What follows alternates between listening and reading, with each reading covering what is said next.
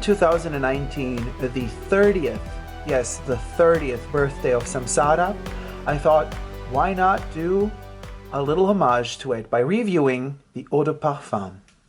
Hello everybody and welcome to the red, silky, oriental flavor of the Fashion Bunker. Now, I did not expect this, but I don't know who of you remembers, I wore this. This is a kimono, actually. It's the inside of a kimono that I wore on the outside because it's a reversible kimono in my review of Samsara, the Eau de Toilette. And I guess this is the second bottle that was designed for it. So what I was saying in the beginning, I didn't expect the video, totally out of screen. I didn't expect the video to be that pleasantly received, and you guys seem to love Guerlain and you want me to make more Guerlain videos. Well, since I'm enjoying Samsara, the Eau de Toilette, and a lot of you have been telling me that the Eau de Parfum is great as well. Well, guess what? We're gonna test it out today. Samsara, the Eau de Parfum, Guerlain, in the new B bottle. Let's open it. So let's put the Eau de Toilette aside for a second because, of course, we will get back to it because we're also going to compare the two. Samsara being that sandalwoody delight from Guerlain. And in the Eau de Toilette form already quite powerful. But let's see what the new Samsara in its B bottle... Why did I open it completely? I always leave these on. Well, whatever. Put it on later. What Samsara in the B bottle delivers in this formulation, which many people have said to be weaker. I wonder why this is already the second Guerlain bottle. So this is the front of the box, but when you pull it out, the sticker is not on the front, but it's on the back. Like you pull the bottle out this way instead of this way. Weird. Okay. Yeah. So quick note in the back, embrace your perfume. Wait. Embrace your perfume in the mythical B bottle, designed in 1853 by Pierre-François Pascal Guerlain for the Empress Eugénie, wife of Napoleon III. This precious bottle is adorned with the symbol of the empire, the bee. Samsara, a sandalwood overdose embellished by ylang ylang and jasmine. Thank you, Guerlain, for the description.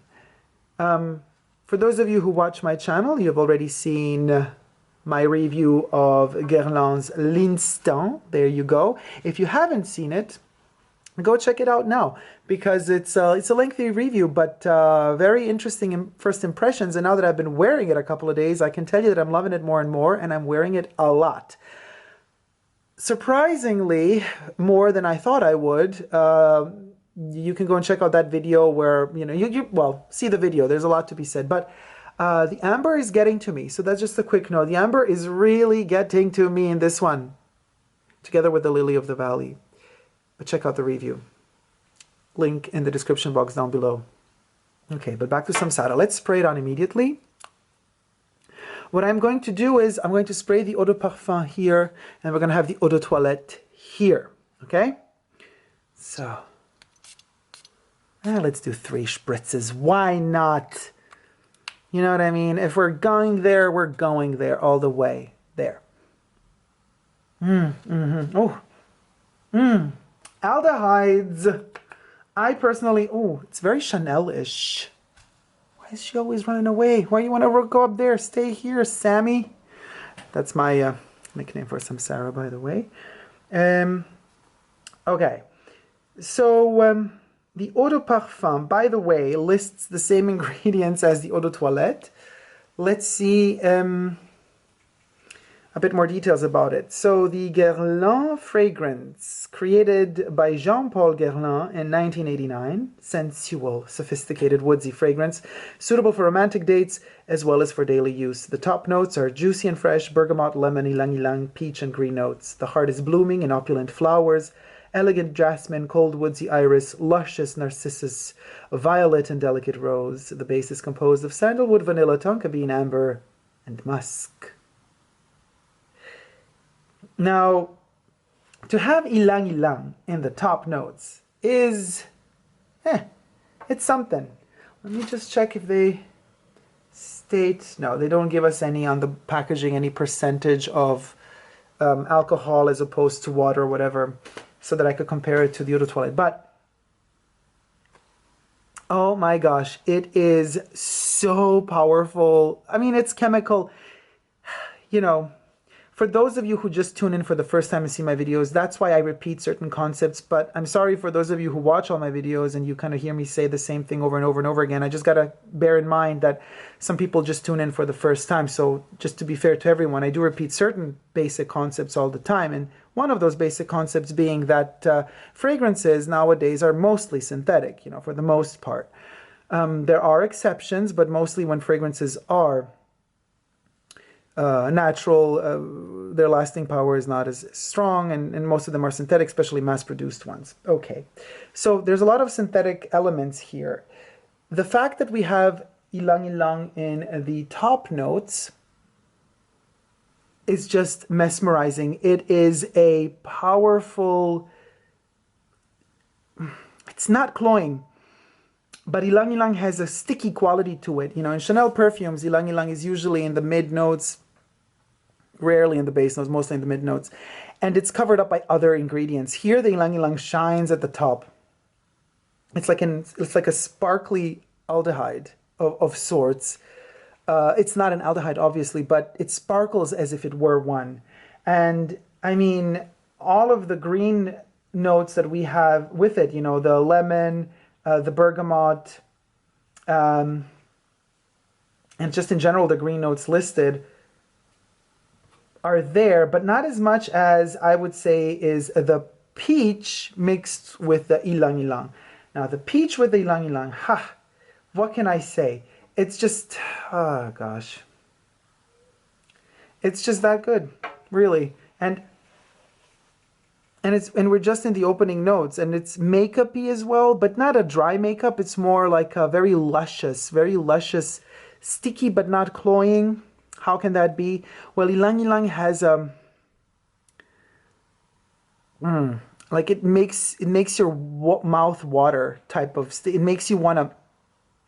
It's juicy. It's a juicy stickiness. It's a supple, juicy stickiness. The ylang ylang in the top notes here, and because it is artificial, it's a bit plasticky as well. The synthetic aspect of it is plasticky. But boy, when plastic smells good, does it ever smell good. Let me put on the Eau de Toilette immediately before kind of these top notes start, you know, vanishing on us, so I could kind of compare the development of both of them. So let's do 3 spritzes here as well. So we do 3 on each hand. Well, let's put it there.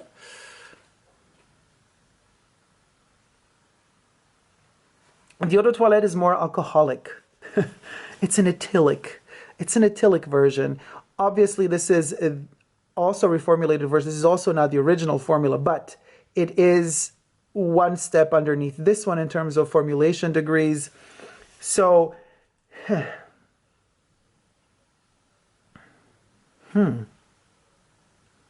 this one is more powdery smelling to me, and I mean, we're going to get to the iris and the orris root in the mid notes. I guess I'm already sensing them because I have a tendency of smelling out the powdery notes immediately, and iris and orris root together are just bomb in that. So this one is ylang ylang iris orris rooty already. This one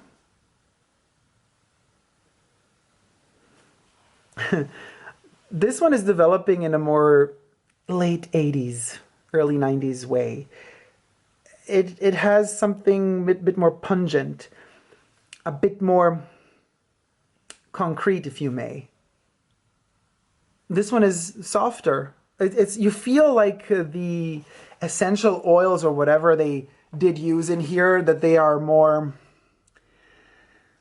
I don't know if they're of a higher concentration, but they're definitely balancing out the alcohol better. They're kind of dancing on top of the alcohol, while here the alcohol is more on top, hence being more pungent. But it is an eau de toilette, so it is allowed to be pungent. And this particular type of pungency is what I would define being a typical 80s, 90s type of character of a fragrance. Smelling them now.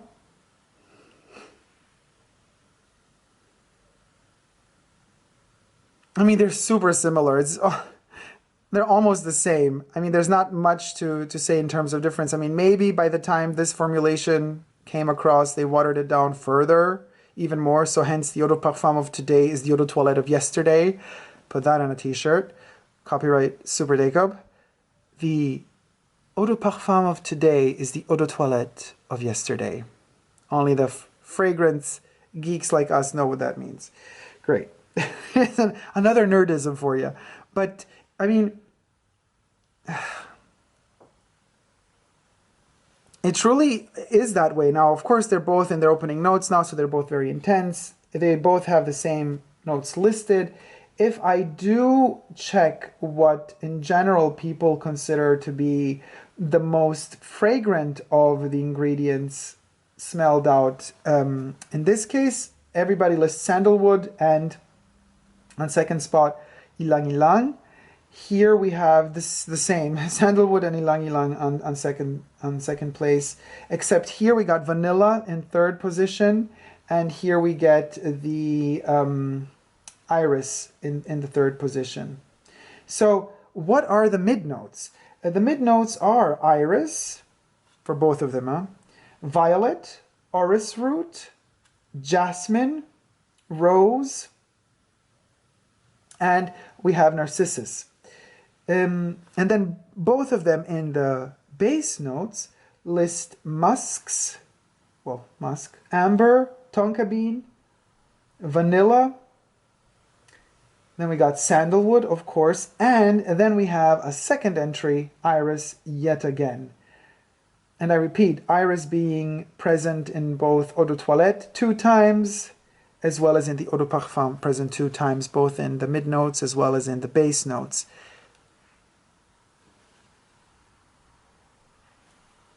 This one is a tad bit lighter, but this could be a placebo effect just because it says eau de toilette. I mean, I love ylang ylang, right? And again, you know, when it comes to these big perfume houses that are so famous, you have to compare the biggest ones with each other. And of course, the second one I always mention, well, in my case, the first one I always mention is Chanel.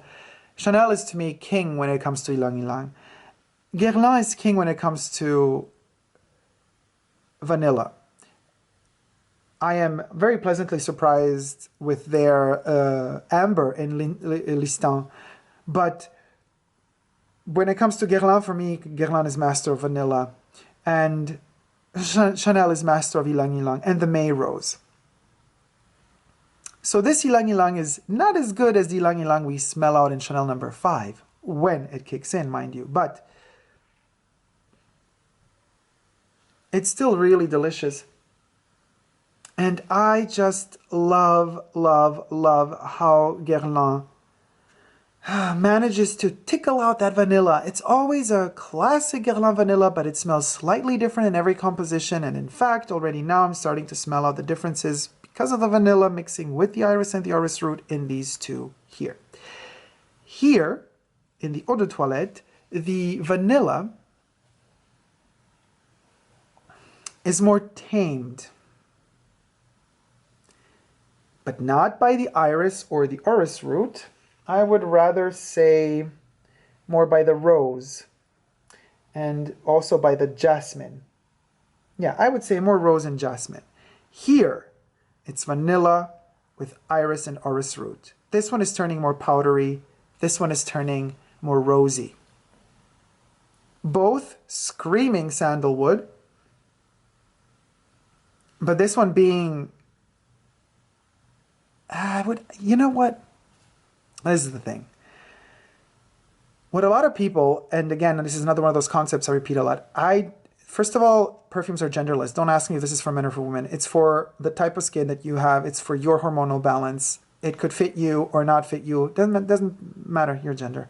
Second thing I don't like is when people ageify fragrances. Now, I know a lot of you then comment back and say, yeah, Dacob, but you know, sometimes it's a good thing, age as in out of respect because of tradition. Yeah, okay, we're not talking about that type of positive aspect of age. I'm talking about saying this smells like old woman or this smells like old man. Don't do that. That's so respectless. It can be respectless to people that are of a higher age or people that are of a lower age, depending on how, in which context you put it. Now, having said that, this one, because it has that powdery tone mixed with the sandalwood and vanilla and powdery tone, mostly iris orris root, this is why this is for me more traditional Guerlain. And it just like gives me that classy Guerlain with, again, I sense out an aldehyde, which makes it also Chanel-ish, like 20s, 30s Chanel. This one is more 80s, 90s now in the dry down. It's like it becomes softer, while this one plays with those powders and gives us a history lesson. You see, when you say it like that, history lesson delivers, it's a positive. Then time acquires a different symbology. Now, we know that this one was formulated or released in the late 80s. So this one kind of delivers its time, but this one doesn't. This one transcends the time.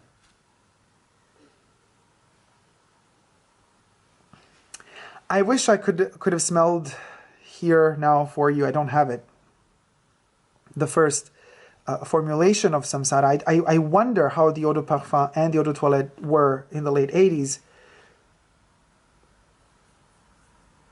I guess the sandalwood was of a different quality. It was probably a better quality of sandalwood. This is a mass release product after all nowadays. I mean, it was back then too, but let's not forget that human beings are multiplying like crazy. We are the biggest parasites on this planet. So if we were, how many in the late 80s, correct me if I'm wrong and I will be wrong, I don't know if we were like 4 billion on the planet or 5, we're like 7 or 8 billion now. We've doubled. We are the biggest plague this planet has seen. So the people in those countries where these are sold, I mean, even, you know, now we're going to get into like more natality rates. First world countries have a lower natality rate than third world countries. These are all statistics.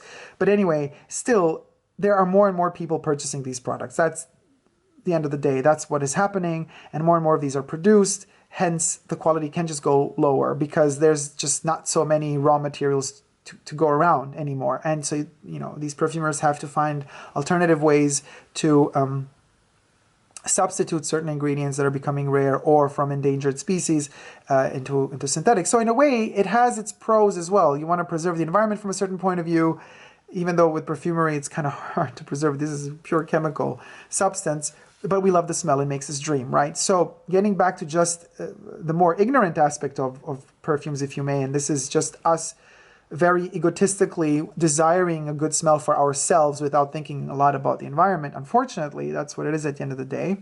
But hey, everything kills you. Even breathing oxygen frees free radicals. It's also like with every inhaling of oxygen you inhale, you're killing so many molecules in your body. So there's something's got to give sooner or later. So what are we going to do? We're living in a politically correct world where basically almost nothing you say is allowed to be said without having to apologize, without having to write a list of apology to a list of people that might be offended by something that you said. And then you're going to have to apologize to the people that you for apologizing to the other group of people, because another group of people will be offended because you decided to apologize to the first group of people, and then you're going to have to apologize to the third group of people that will be offended because you thought that you should apologize to two groups of people. And then a fourth group of people will probably take it as cultural appropriation because apologizing to three groups of people is maybe something that pertains to only one particular culture. And you see what I mean? It's a vicious circle. And you could just keep biting your own tail like a snake bites its own tail and it eats itself up. So let's try not to devour ourselves and just follow our instinct here. And the instinct, it tells me that, let me smell them out after I've blabbered on. The instinct tells me that in the past, these would have been probably even more powdery and more intense. They are more formulated for our times. Right now, this one delivers, still for 2019, delivers a punch. I'm sure that still, if you wear this in an elevator, people are going to be like, you know, the side eye, because they're going to be like, ugh. you know, again, politically correct. How dare somebody wear such an intense perfume in an elevator? I'm not going to say something nasty that is not allowed to be said in this video, but you know what I mean. I would say it in the elevator, though. So they still deliver a punch. And, oh gosh, the camera died on me, but that's fine. It has a tendency of dying on me in the right moments in a way because it allowed me to take an hour and a half, 2 hours, to let the dry down kick in, right? So let's smell it again.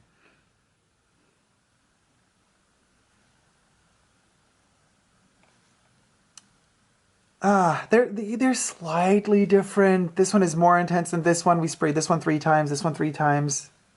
Here, there, eau de toilette, here, eau de parfum. This one is more intense. Again, powdery iris with vanilla, but more the iris at this point. Here we have more the sandalwood. I would say I prefer the eau de parfum for now because the vanilla with the sandally iris tone makes it less plasticky in the dry down than the eau de toilette. The eau de toilette remains a little bit more synthetic, if you may. But since we're in this like red room scenario, my Twin Peaks people will know what I mean. Let's take the red room floor and zoom in to look at this, you guys. Let's zoom into these products. What ingredients are in there? Does this really work? Kind of does a little bit. Okay, this was just a little gimmick for the video. I just love that we have the zigzag floor to match the red drapes that are on the floor of the red room. Okay, enough Twin Peaks, you guys. I'm obsessed with Twin Peaks. But you know what? Samsara with its redness could be a fragrance worn inside the Black Lodge in one of the many rooms with the red curtains surrounding it. Just a thought. To determine more kind of the storyline behind this fragrance, yes, Laura Palmer could have worn Samsara, the eau de parfum, and the Black Lodge, and maybe the eau de toilette while she was on the way to One-Eyed Jack's. That's kind of the feeling it gives me. There's a bit of danger there.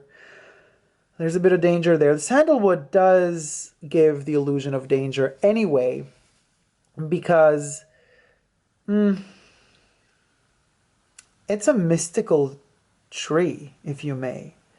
And the Mizor sandalwood, which was used in the original version of Samsara, probably not today, maybe it is, or well, some reminiscence of it, is even more mystical because it's from faraway lands and it carries with it a lot of tales that the wind carries on from generation to generation. So there is history and heritage there, not just the fact that Guerlain as a perfume maison is old in itself, but also the actual ingredients they use have a tradition of its own. And when I said that the Maison Guerlain is old in itself, you see again political correctness. Not in a bad way, in a good way. It's been around for long enough to know what it's doing. And what does this mean? This means that actually all of the reformulations and all of the actual modern versions of their perfumes that I've tried in these past years, they were all fine.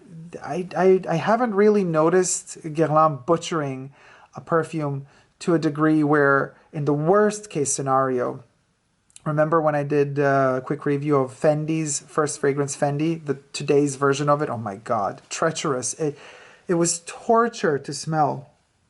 It was torture to review. It had nothing to do with the original Fendi from the 80s. Nothing. Zero. I mean, disgusting. It made me regret even loving the Fendi from the 80s. That's how bad it is. But with Guerlain, it's a different situation. Even if they tone certain things down, even if they water certain things down. But because most of their formulations and recipes and compositions are so intense to begin with, you can just keep watering them down. They're still going to be strong as when compared to any other fragrance out there on the market today. However, I would wish them to, well, if they're going to water down a fragrance, reduce the price, but they're never going to do that. That ain't going to happen. They're going to up the prices rather than reduce them. You know what I mean? When it all boils down to the dry down game, they're both dry down, and then I'm going to say they're both dry.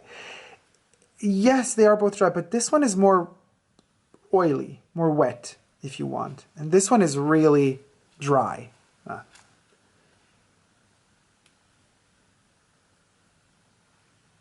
This one has a balmy, creamy touch with that vanilla iris, and this one has a more spiritual dry down. This one is more,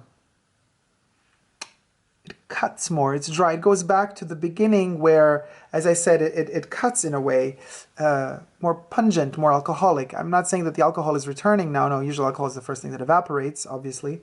But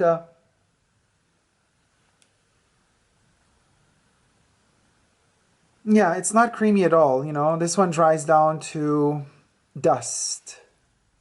And this one dries down with an oily touch, with a creamy, more balsamy note.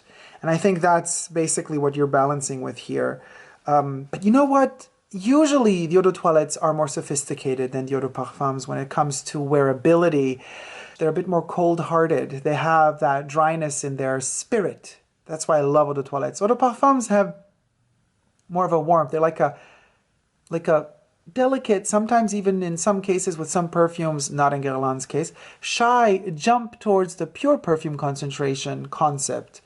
With Guerlain, they're usually hardcore in the parfum, you know, ball game. But with most other fragrances, eau de parfums are kind of that shy attempt to approach more depth. But since most perfume houses nowadays just won't go there, they want to play it safe. They want to make a pleasant fragrance that, heaven forbid, were to offend somebody. No, it's not allowed to offend anybody. So nowadays you're going to sense out an eau de parfum that's actually eau de toilette. And back to my t-shirt, today's eau de parfum is yesterday's eau de toilette. I'm smelling again.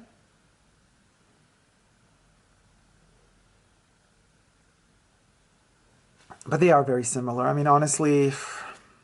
And as I mentioned, with, let's bring it back again, l'Instant de Guerlain, I can see this one being headache-inducing in some way because of the dusty, the irisy, orris rudi, vanilla mixed with the musk. It can be headache-inducing. The eau de parfum more than the eau de toilette.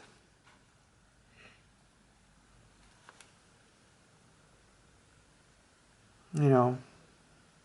And it's so interesting to actually compare the three of them. This one being eau de toilette coming out or being formulated for the first time in 2005. This is a more 2000s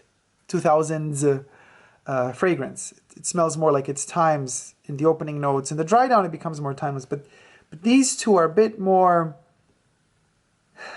anchored into the more traditional, archaic way of developing fragrances from Guerlain that we're used to smelling from the heritage and past of Guerlain.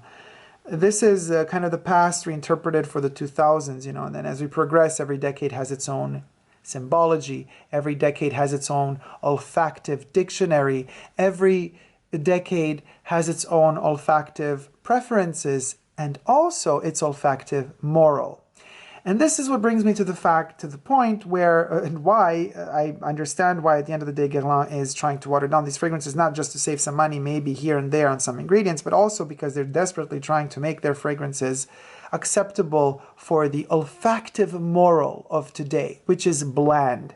But how can you blandify powerful fragrances like Guerlain fragrances that are made to conquer? They're made to conquer. So how can you blandify it? It's a very tricky task. If you want to still keep selling nowadays, you have to go with the flow. You have to adapt with the times. And I can see how hard it is for Guerlain to adapt with the times if they want to maintain their heritage. And I have to say, given the olfactive moral of the times, they're still doing a wonderful job. They're still managing to preserve a certain intensity, toning it down, but still keeping it intense if you wanted to. I'm sure that if I oversprayed this one and if I sprayed it like 15 times on one arm, I would reach that opulence of, you know, everybody's going to hate me when I'm out and about on the street because I'm just going to, you know, it's just going to be a killer smell. But if you were to dose this one delicately, if you don't do the puddle spray right close to the skin, but you go far away and spray it, you just get the cloud, the whiff of the fragrance on your skin. You can get a very delicate rendition of the fragrance on your skin. So you could dose it that way as well. You know, you could come in close or go far. The further you go, the more dusty the fragrance becomes. Literally, the particles, you can envision it. You can really envision it, the way that you spray the fragrance and the dusty little pebbles of those little tiny molecules of water, fragrance that drop on you are like dust, are like mist. And if you spray it really close, you give them no chance to do it. You just kind of, you blob it all over your arm, and you get a little puddle of an overdose of a fragrance that takes much more for it to dry down, and the risk of you kind of, because if you're having a little puddle, it takes time for it to absorb, so you might kind of rub it against something, take away half of the liquid. So, you know, there's a lot of things to consider when you're playing with the dosage of these fragrances, and dosing them is the key to anything. You want more sandalwood? Dose it in a certain way. You want less of it? Dose it in another way. Play with it. But this depends on your chemistry a lot. It depends on how your skin reacts to this fragrance. Also, the amount of times you apply or reapply depends solely on you. Some people need 1 spritz and they're good to go for a whole day. Other people need 50 to make it through the day, and they still keep saying, I can't smell it on me, I can't smell it on me. It's chemistry. It's the sensitivity of our noses. It's what it's about what our bodies are used to smelling on us or not. You're used to a certain ingredient, your body won't perceive it because it won't get triggered. It won't notice it as an alarm. It's not going to trigger you to say, this is a new smell, potential danger. You know, keep actively noticing it.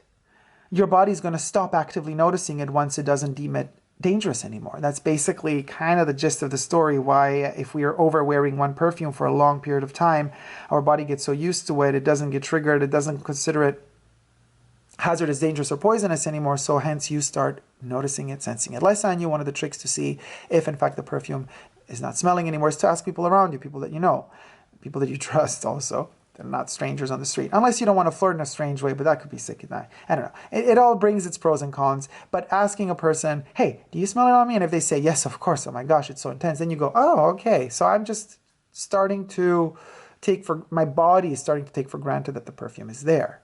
But that doesn't mean that other noses don't acknowledge it and sense it out. So that's also something to consider. I tend to overdose with perfume. So, you know, I'm going to overuse this one, and at a certain point I'm not going to smell it on me anymore. Then I'm going to start spraying it, overspraying it 30, 40 times, and then it's just going to be a cloying mess. But I just love it. I don't care, you know. I do it for me. I do it for the love of the dream of feeling that opulence and sensation. And boy, does Guerlain deliver that sensation, you know. Going back to Samsara, it delivers that waft of spirituality completely. And if, in fact, homework for you, look up what Samsara really means. You'll be surprised. Thank you guys so much for watching. Yes, I do recommend the new formulation. Why not? If you can't get the original, get the new one. It's still strong, and it's still, for all the reformulations that all the perfume world is throwing at us, but lying most of the time to us that they're not reformulating them. Guerlain is one of those fragrance houses that does the best job at it. So I wish they were cheaper if they are watered down and when they get watered down, but still, they're still incredible. So I hope you like this review of Samsara, the eau de parfum. If you have, please do thumb it up and let me know what you think about the eau de parfum or the eau de toilette and all its formulations and iterations in the comment section down below. Also, please consider subscribing to my channel here on YouTube. I'm also on Instagram, Facebook, and Twitter, Super Dacob all spelled together. I'm also on Patreon, and I would like to thank all my patrons for supporting my channel that have already pledged. Also, be sure to check out Ask Dacob, the new YouTube show I am working on. Episode 1 is already out, where you get to call in live and talk to me, and all gets filmed in studio, and then the whole world gets to see it Whoop, whoop. Write me, askdacob@gmail.com, any sorts of questions that could be related to fashion or life in general, and then we get to talk. Thank you guys so much for watching. I'll see you again soon in my next video. Until then, never forget to never give up on love. Love you all. See you soon. Take care. Bye.